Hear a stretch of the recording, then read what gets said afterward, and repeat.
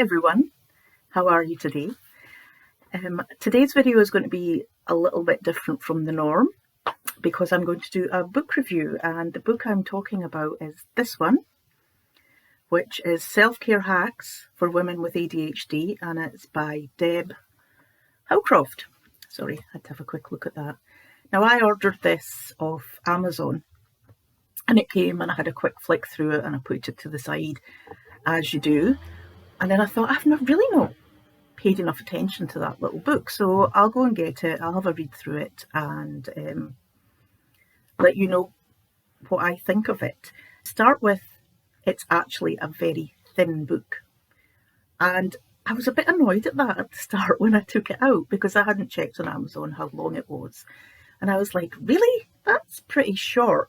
But the more I thought about it, the more I thought that is actually genius, because we have, we struggle to sit down and actually read something like this. So to have a quick little book like this that you can dip into is absolutely fantastic. So don't be put off by the fact that it is quite thin. It's not thin on content, let me tell you that. So the writer, Deb, I'll call you Deb, I don't know you, has actually been living with ADHD herself. She's later in life diagnosed. She starts by introducing what ADHD is, which is always handy if you're right at the beginning of your journey with ADHD. And I think this is something that we can very much benefit from at the start of our journey and as we're going along and needing extra little hints and tips. So she introduces herself, she introduces ADHD. Then she goes on to talk about ADHD myths. So things like, you have ADHD because of bad parenting, which we all know is untrue. Accommodating people with ADHD is giving an unfair advantage. She busts that one as well.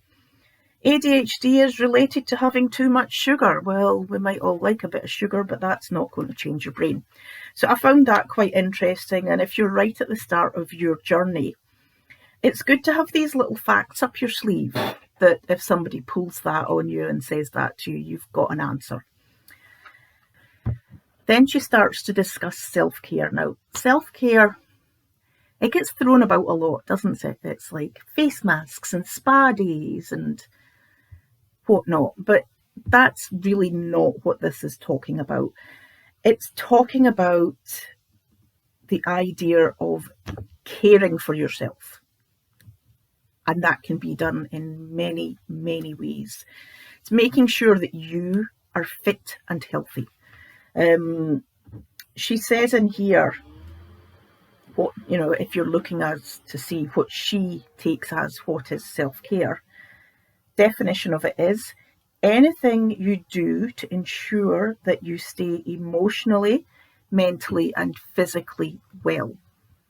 Face masks aren't going to do that. So I was quite interested in how she thought this could help improve our lives.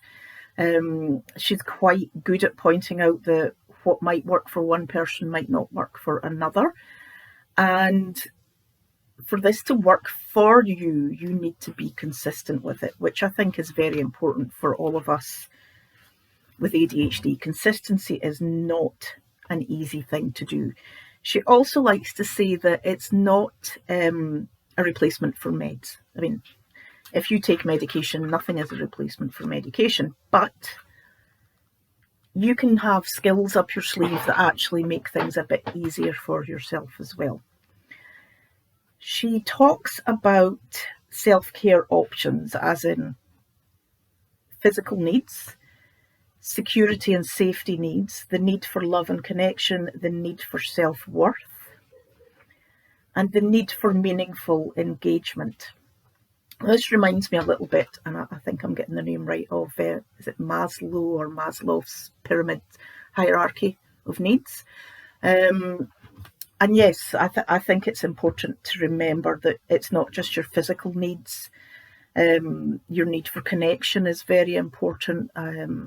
Your need for self-worth. I mean, how many of us have got rejection sensitivity? pretty much all of us, I would say. It's one of the few things that only people with ADHD experience. The next chapter, she goes on and talks about self-care hacks. And it's pretty good because she's broken them down into different sections. So if you know where you struggle the most, I think this is quite a handy little thing. So we've got the basic hacks, accepting that some days can be difficult, finding the best treatment for yourself, taking your meds, a morning routine. And we all know that this sort of thing is important. She's, telling us the basics there. She's also talks about the gut-brain connection, and this is something that I really want to look into more myself. I know that gut-brain connection is hugely important. Your gut is the place that actually makes most of the serotonin in your body. So if your gut health is good and balanced, then it's bound to help the rest of your body. So she talks about things like caffeine and sugar, making sure you're drinking water, things like that. And then we have our mind body, meditation, guided meditation. And then we get on to the one that I really like, defeat the overwhelm hacks. Now, this is something that I struggle with. You've probably seen me talk about, I've got a couple of videos out there. I've been on the struggle bus, I've been burnt out, I've been overwhelmed. So this one really hit home with me.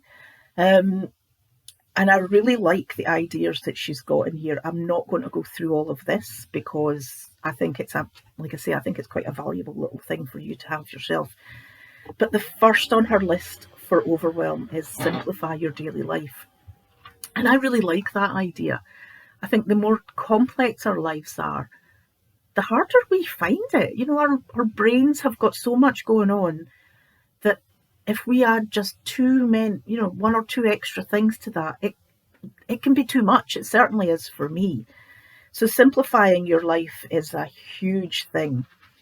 She's discussing using apps, which I don't tend to use apps as much, but I do use my diary on my phone and reminders on my phone for everything because my head does not keep it in place. And sometimes even when I have that, I still screw up because last week I took my car in to get serviced a day early, even though they had sent me a text message letting me know that it was the next day, that I had it in my calendar that it was the next day. I still rocked up and the guy was like, "You're not booked in today."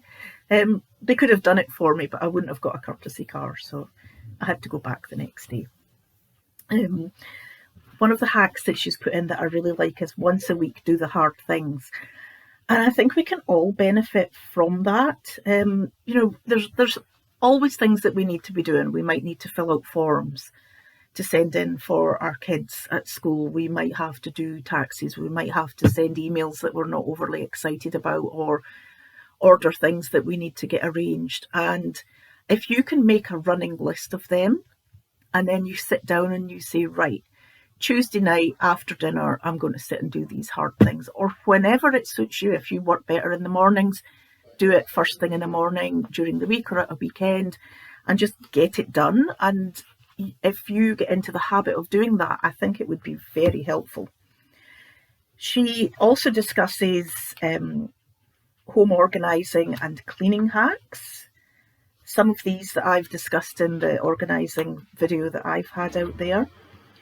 And has anyone seen my keys hacks? This is a great one for people that are forever misplacing things. And she's got some really good ideas about that. And also another really good little section is overcome procrastination hacks. And, really, I think this little book, and it is little, I think it's invaluable. I got it on Amazon. It was about $8 Australian. And I like having a physical copy of this kind of book because I can put my tabs on it. I can physically handle it. I can highlight it if I want to. But it's also available as a Kindle option, which is slightly cheaper, and it was about $4 Australian.